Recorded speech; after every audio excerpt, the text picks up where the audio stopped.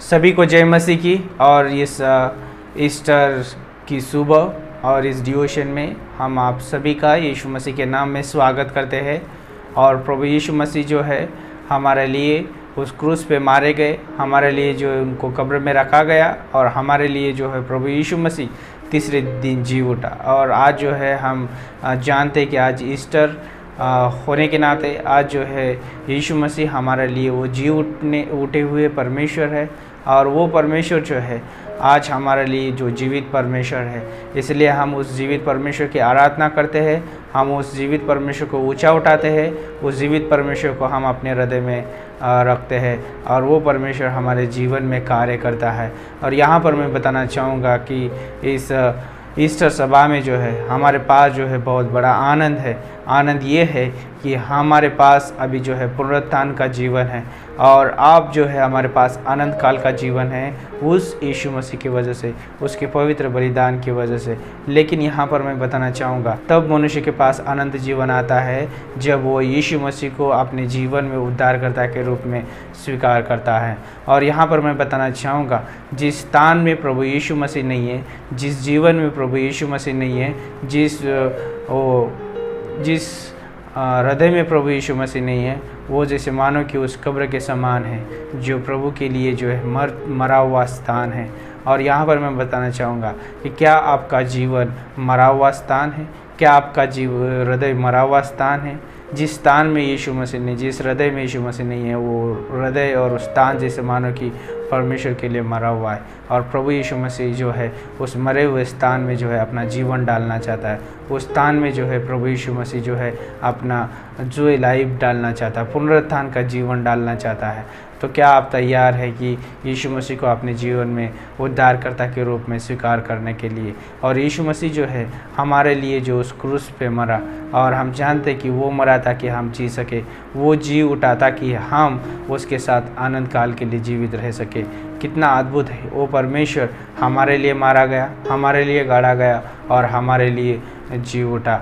ये है परमेश्वर का महान प्रेम। और यहाँ पर मैं बताना चाहूँगा अगर आपके हृदय में यीशु मसीह नहीं है, आपके जीवन में यीशु मसीह नहीं है, तो ये समय जो है प्रभु का अपना जीवन दीजिए। वो प्रभु यीशु मसीह जो है आपके जीवन में जो है उसका पुनरुत्थान का जीवन देना चाहता है। और ये अद्भुत बात है। और जो पवित्र शास्त्र के साथ हम परमेश्वर का वचन सुनते हैं या पढ़ते हैं, तो प्रभु का वचन इस रीति से कहता है, पहला कुरिन्थियों किताब उसका 15 अध्याय और उसका 20 पंक्ति से आगे बोलता है, परंतु सचमुच मसीह मुर्दों में से जी उठा है, और जो सो गए हैं उनमें पहला फल हुआ। क्योंकि जब मनुष्य के द्वारा मृत्यु आई, तो मनुष्य ही के द्वारा मरे हुओं का पुनरुत्थान भी आया। और जैसे आदम में सब मरते हैं, वैसे ही मसीह में सब जिलाए जाएंगे, परंतु हर एक अपनी अपनी बारी से पहला फल मसीह, फिर मसीह के आने पर उसके लोग। इसके बाद अंत होगा।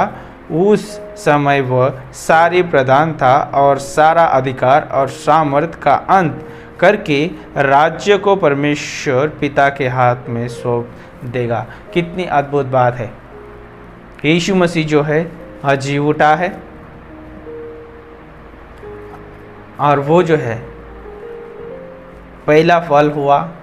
यहाँ पर जस्ट मैं बताना चाहूँगा, जब लूका की किताब उसका 24 अध्याय और 5 से लेके अगर आप 8 पंक्ति पढ़ते हैं, वहाँ पर जो है मरियम जो है, मरियम मगदलिनी, और ये जो है परमेश्वर यीशु मसीह की जो शरीर को जो है ढूंढ रही है। और वहाँ पर हम देखते हैं कि परमेश्वर के दूत आते हैं और उससे बात करते हैं, और वो कहते हैं जीवित को मरे हुए में क्यों ढूंढते हो? क्योंकि वो जी उठा है, और वो जो है हम सभी के लिए जो जी उठा है। और हम जानते हैं कि यीशु मसीह जी उठा है, इसलिए आज हम गर्व के साथ, और इसलिए आज हम बड़े शब्द के साथ, आनंद के साथ और ऊंचे शब्द से हम कहते हैं कि प्रभु यीशु मसीह जो है मेरे लिए जी उठा है, और वो जो जीवित परमेश्वर है। और हम यहाँ पर जैसे पहला कुरिन्थियों किताब उसका 15 अध्याय 20 से लेकर 24 पंक्ति पढ़ी, यहाँ पर जो है मनुष्य के द्वारा मृत्यु आई। रोमियो का 6:23 में बोलता है, क्योंकि पाप की मजदूरी तो मृत्यु है, परंतु परमेश्वर का वरदान हमारे प्रभु यीशु मसीह में अनंत जीवन है। और हम जानते हैं कि प्रभु यीशु मसीह के द्वारा अनंत जीवन आया, यीशु मसीह के द्वारा जो है पुनरुत्थान आया।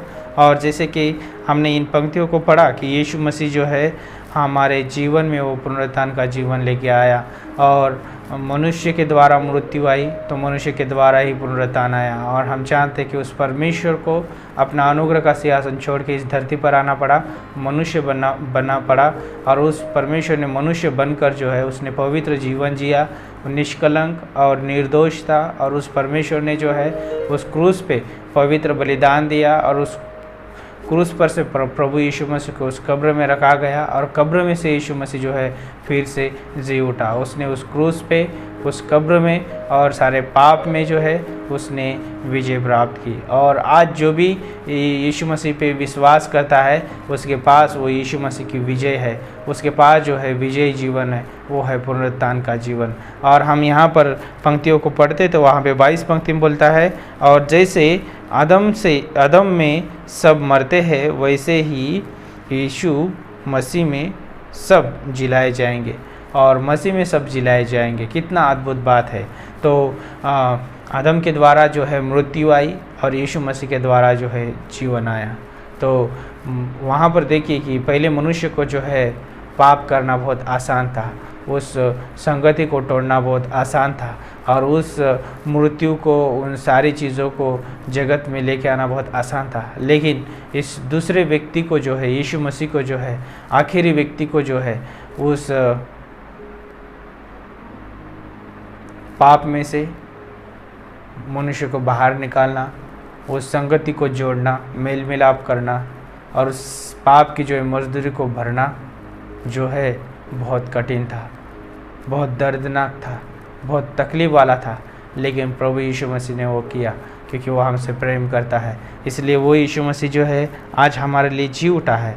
और आगे पंक्ति बोलती है, परंतु हर एक अपनी अपनी बारी से, पहला फल मसीह, फिर मसीह के आने पर उसके लोग। और हम जानते हैं कि यीशु मसीह जो है हमें लेने के लिए आने वाला है, और हम जानते हैं कि यदि हम अपने शरीर में मर भी जाए, अपने शरीर में इस देह को हम इधर ही छोड़ भी दे, तो हमारा जो पुनरुत्थान यीशु मसीह में, हम प्रभु यीशु में जी उठते हैं, हमारी आत्मा परमेश्वर में जो है जीवित है। कितना अद्भुत है ये बात कि परमेश्वर ने जो हमें ये बड़ी आशा दिया है। तो इसलिए आज मैं इस डिवोशन के माध्यम से प्रोत्साहित करना चाहूँगा कि हमारा जो परमेश्वर जो है वो जीवित परमेश्वर है, और जीवित परमेश्वर होने के नाते उसको मृत स्थान में ना ढूंढे, उसे जो है जहाँ पर जो है परमेश्वर की उपस्थिति नहीं है वहाँ पर ना ढूंढे।